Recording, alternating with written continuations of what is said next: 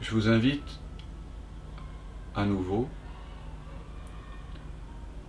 à cette pratique que j'appelle la pratique ultime, qui est une non-pratique, et qui consiste en fait à penser à ce à quoi vous êtes déjà en train de penser là. Pourquoi ? Parce que vous ne pouvez pas penser à autre chose que ce à quoi vous êtes en train de penser. Je vous invite à sentir ce que vous êtes déjà en train de sentir. Qu'il y ait des sensations agréables ou désagréables,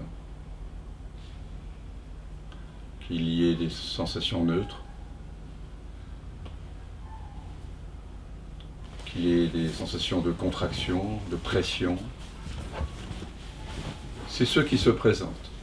Vous ne pouvez pas, dans l'instant, sentir d'autre chose que ce que le corps vous présente comme sensation.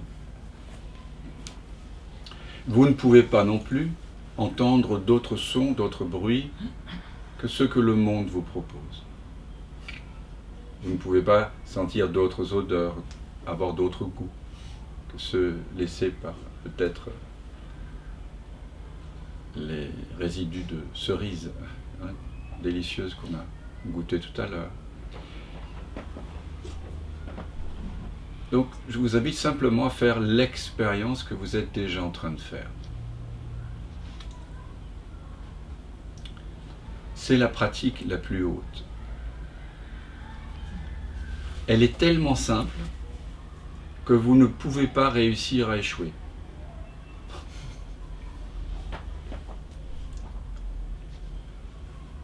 Il n'y a rien sur quoi se concentrer.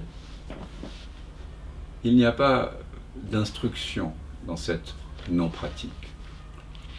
À part peut-être juste demeurer assis ou allongé et ne pas vaquer à d'autres occupations pendant le temps de cette non-pratique. Mais il n'y a rien sur quoi se concentrer. Pas de mantra à chanter, pas de soi à investiguer, pas de... rien à faire. Juste réaliser que vous ne pouvez pas faire d'autres expériences que celles que vous êtes déjà en train de faire. C'est tellement simple que peut-être vous vous direz que c'est trop simple. Et pourtant, pourquoi ne pas s'accorder quelque chose d'aussi simple qu'on ne peut pas échouer à le faire? En plus, c'est déjà en cours. En gros, vous êtes déjà en train d'accueillir l'expérience présente.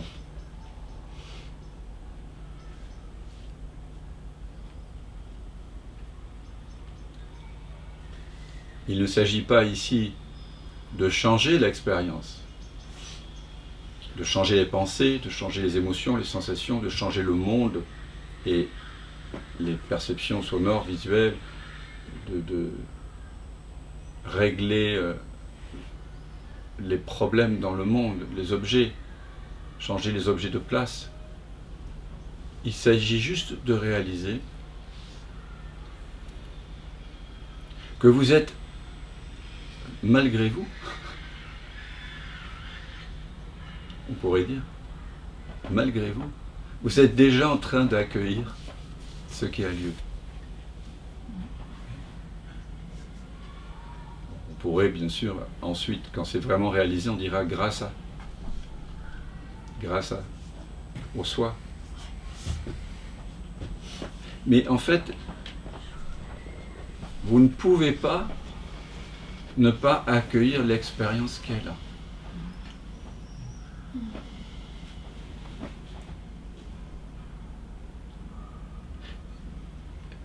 Et cet accueil n'est pas quelque chose que vous faites.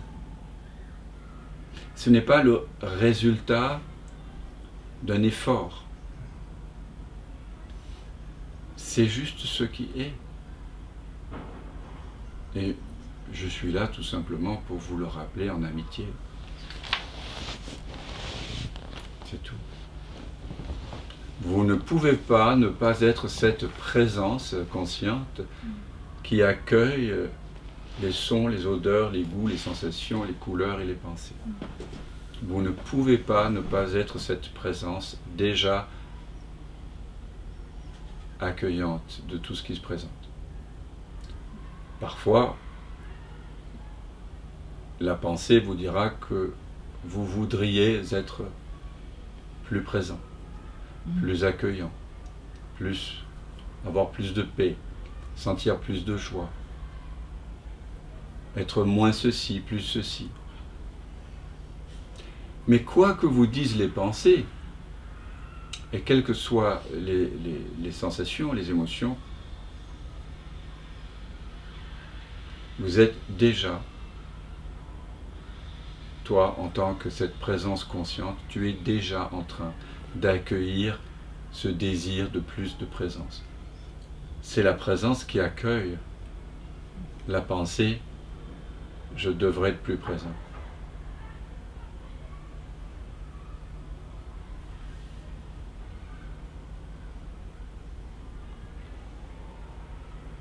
Ainsi,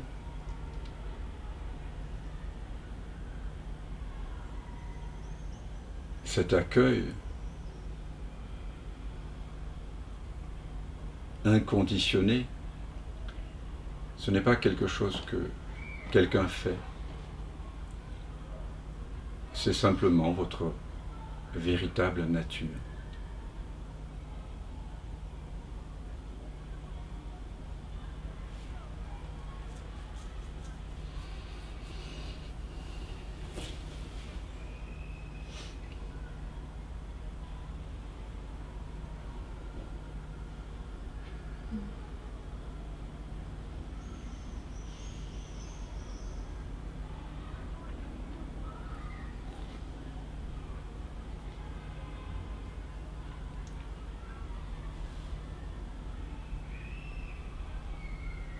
Donc pensez à ce à quoi vous êtes déjà en train de penser.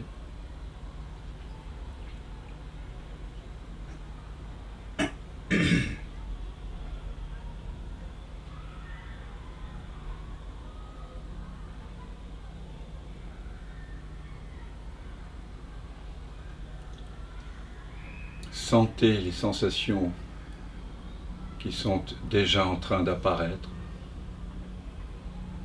Il n'y en a pas d'autres.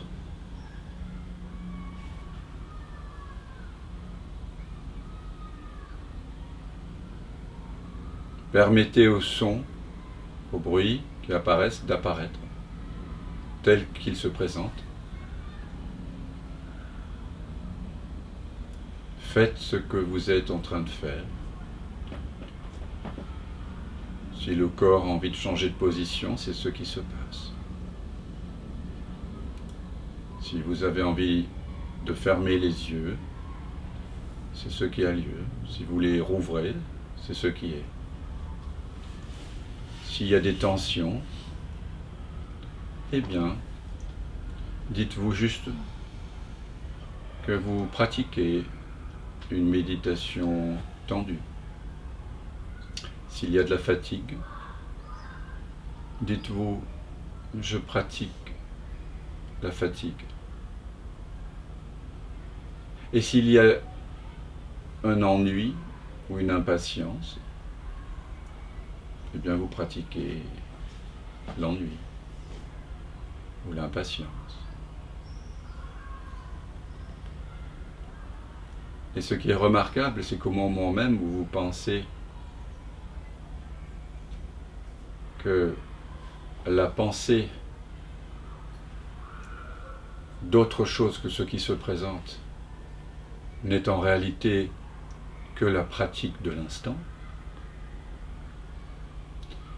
cette pensée qui vous dit qu'il faudrait vivre autre chose perd son statut de croyance et se révèle être une simple apparition-disparition que vous ne pouvez pas ne pas avoir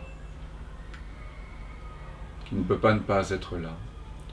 Et du coup, l'écart imaginaire entre ce que vous vivez dans l'instant et ce que vous pensez que vous devriez vivre, cette distance imaginaire se dissout et au même moment, le corps se détend. Toutes les tensions corporelles et le sentiment de séparation ne viennent que de ces pensées anticipatives ou récapitulatives qui sont crues et qui nous donnent l'illusion que nous pourrions sortir du maintenant.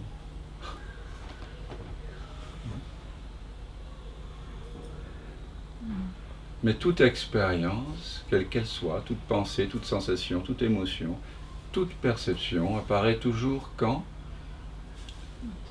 Oui. Maintenant.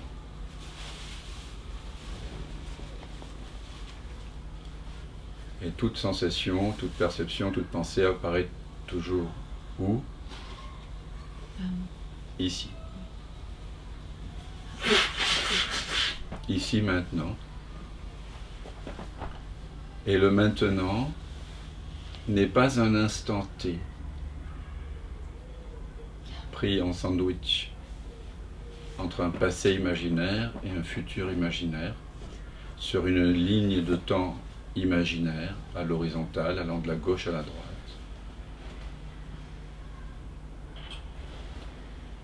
Le maintenant de maintenant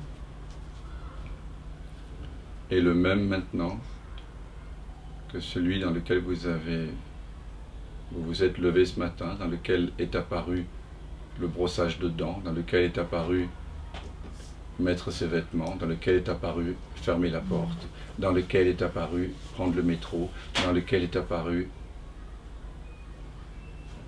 les hugs de bienvenue ici. Il n'y a pas est différent maintenant. Il y a différentes perceptions au sein de maintenant.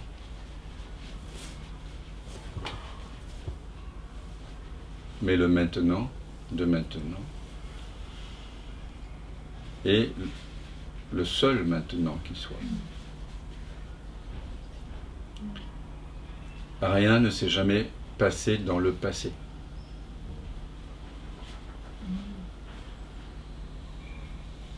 Il n'y a pas... Ça s'est passé... Le Big Bang s'est passé il y a 13,8 milliards d'années.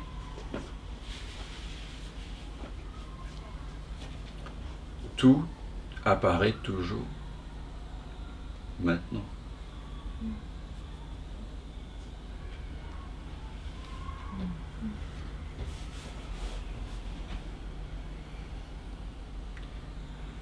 Le temps est le concept du changement. Les humains ont observé qu'il y avait des cycles.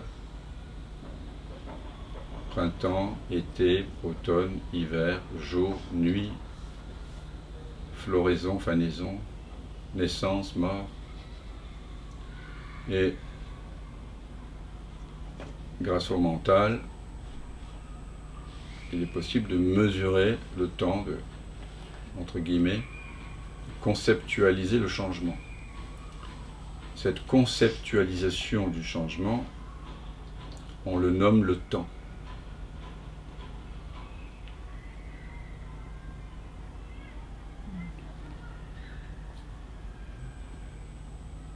Mais c'est simplement un concept.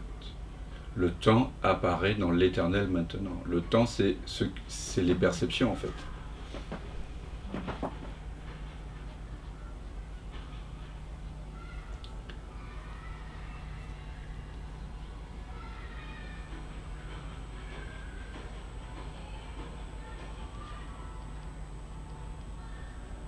Et c'est un concept intéressant pour stocker des graines pour l'hiver. Mais quand on croit avoir un âge, quand on croit que les choses se passent dans le temps, on recrée une un imaginaire de temporalité qui est forcément associé à ce qui en nous change, vieillit, c'est-à-dire le corps et les pensées.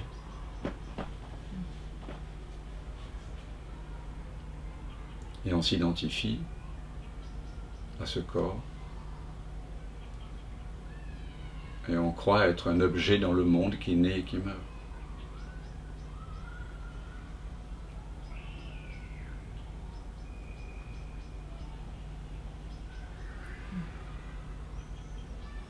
Mais toute expérience a toujours lieu maintenant. Maintenant. Et c'est le même maintenant.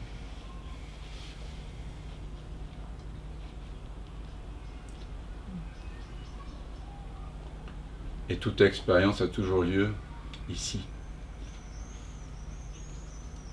Et ici n'est pas un point localisable dans le monde.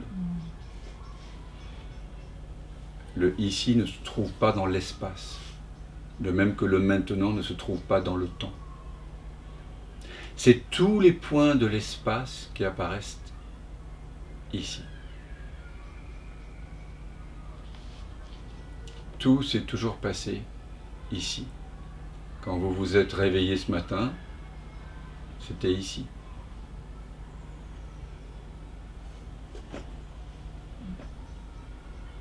Quand vous avez soufflé les bougies de votre 10e anniversaire, c'était ici. Ça s'est produit ici.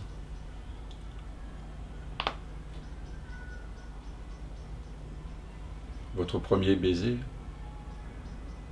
il a eu lieu ici.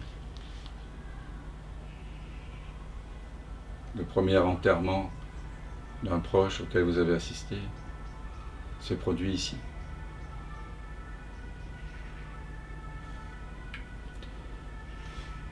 Tous les points de l'espace apparaissent ici. Mais ici n'est pas lui-même un point de l'espace.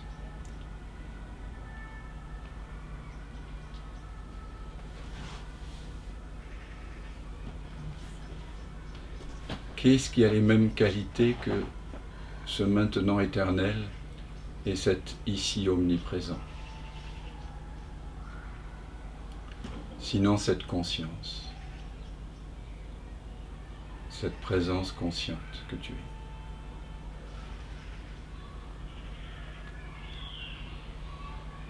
Et qui accueille toutes ces perceptions, sans effort.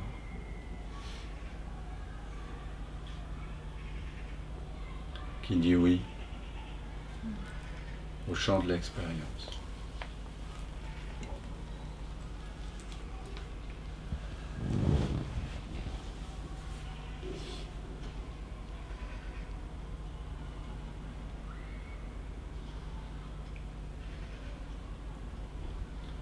Alors laisse-les penser. Penser. Laisse les sensations nuager comme des nuages dans le ciel. Laisse les émotions éclore comme des fleurs à leur rythme. Ou se mouvoir comme des vagues à la surface de l'océan. Laisse le monde, le corps, les pensées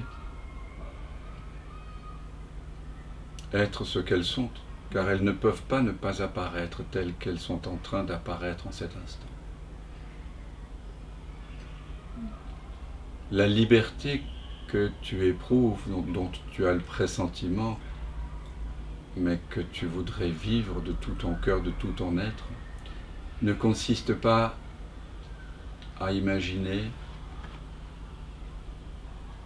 de pouvoir réguler le film, changer le monde, changer les sensations, changer les pensées. La liberté que tu éprouves, dont tu as le pressentiment,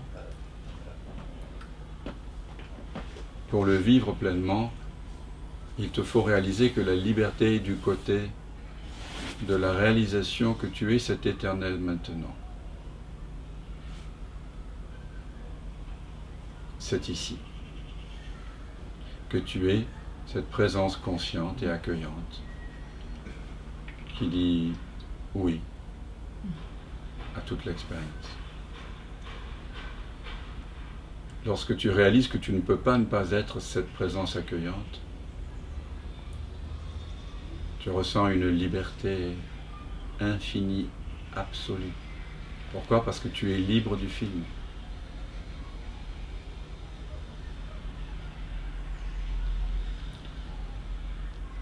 Mais lorsqu'on essaye de réaliser cette liberté que nous sommes déjà, en voulant changer le monde, changer les sensations, changer les émotions, changer ce qui apparaît,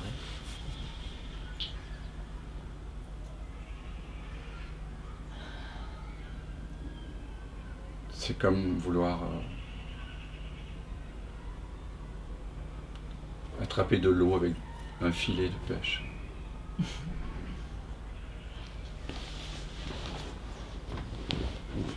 C'est comme vouloir établir creuser un puits et penser à cela dans le désert, alors qu'en réalité c'est un mirage. Oui, c'est comme se réveiller d'un rêve et passer sa journée à se dire que les choses auraient dû être différentes dans le rêve nocturne.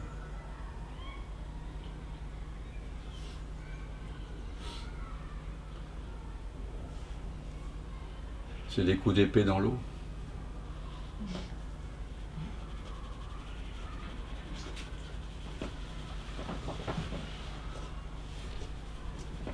Alors pour vivre cette non-dualité, il suffit à chaque instant de réaliser que vous ne pouvez pas avoir d'autres pensées que celles qui sont là. Vous ne pouvez pas sentir d'autres sensations que celles qui sont là. Et vous ne pouvez pas avoir d'autres perceptions que celles qui se présentent. Et si jamais il y a la pensée que vous aimeriez que telle chose advienne, eh bien vous réalisez que vous pratiquez le désir, ou vous êtes en train de pratiquer le désir d'autre chose, vous êtes en train de pratiquer l'insatisfaction. Voilà. Voilà, je pratique l'insatisfaction. Vous la sentez, l'insatisfaction. Voilà, vous sentez une peur, que quelque chose ne survienne pas. Eh bien, je suis en train de pratiquer la peur. Voilà, c'est ma pratique de l'instant. J'en ai pas d'autre, c'est celle qui est là. Et lorsque vous pensez ainsi,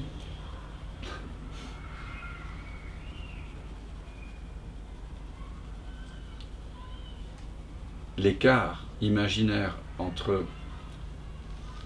ce qui se présente à vous et ce que vous aimeriez qu'il advienne se dissout instantanément. Et à nouveau, vous retrouvez la page blanche.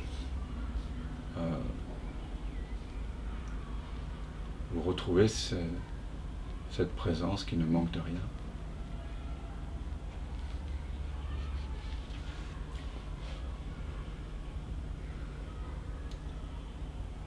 C'est d'une simplicité déconcertante. Vous voyez que la non-dualité n'est pas prescriptive, au fond. Elle est descriptive. On pourrait dire, elle pointe vers quelque chose qui est déjà là. C'est ainsi que on dit souvent, je suis ce que je cherche. Ce que je cherche me cherche. c'est une autre façon que de vous inviter à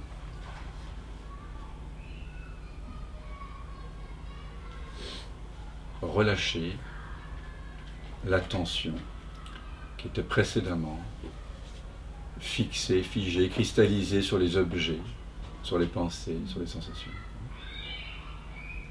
C'est une invitation à faire basculer la conscience vers elle-même et à réaliser que ici, maintenant, toi, ce que tu es réellement, tu ne manques de rien, tu n'as jamais manqué de rien, et tu ne manqueras jamais de rien. Tu es complet, archi complet.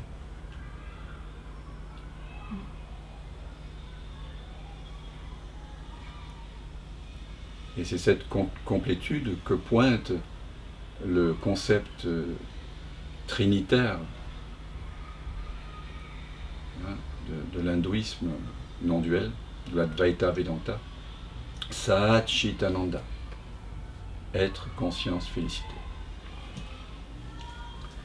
Quand Shankara écrit à la fin de chacune de ces 6 strophes de 4 vers du Nirvana Shatkam, sous forme de conscience et de béatitude, je suis Shiva, je suis Shiva. Il nous invite, après avoir écarté de l'essence de l'être, ce qu'il n'est pas ultimement, à reconnaître qu'ultimement, oui, je suis cet accueil, cette absence de manque.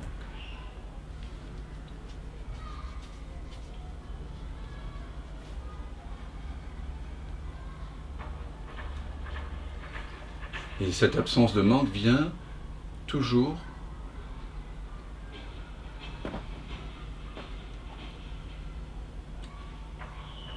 d'une reconnaissance.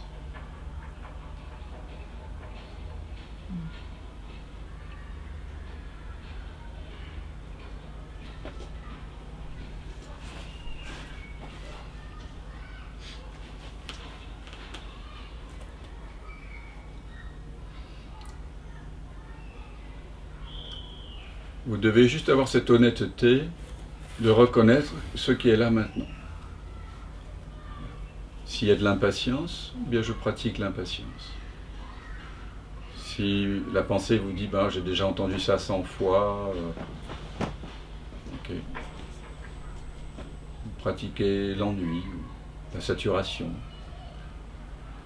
S'il y a une fatigue, vous faites pratiquer la fatigue. Du coup, chaque fois qu'il y a une attente d'autre chose, vous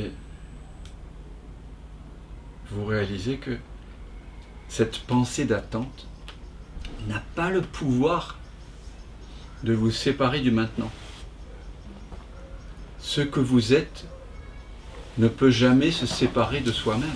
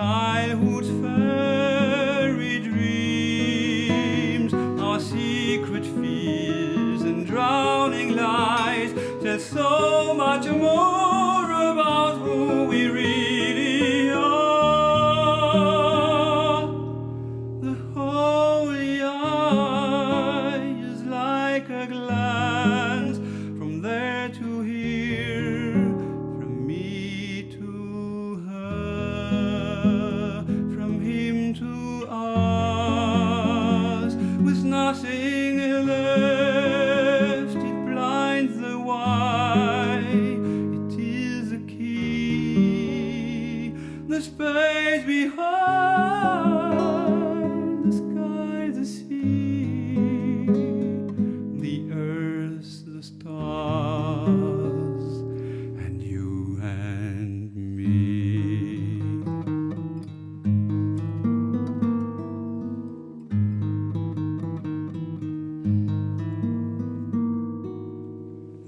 holy eye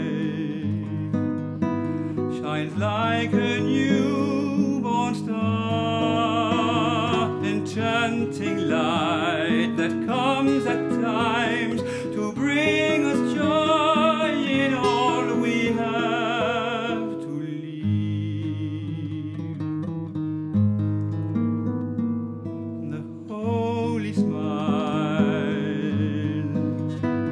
that smiles in everything can burn the greed and feed the heart of everyone and change your sins of time. The holy eye is like a glance from there to here, from me to her, from him to us, with nothing left.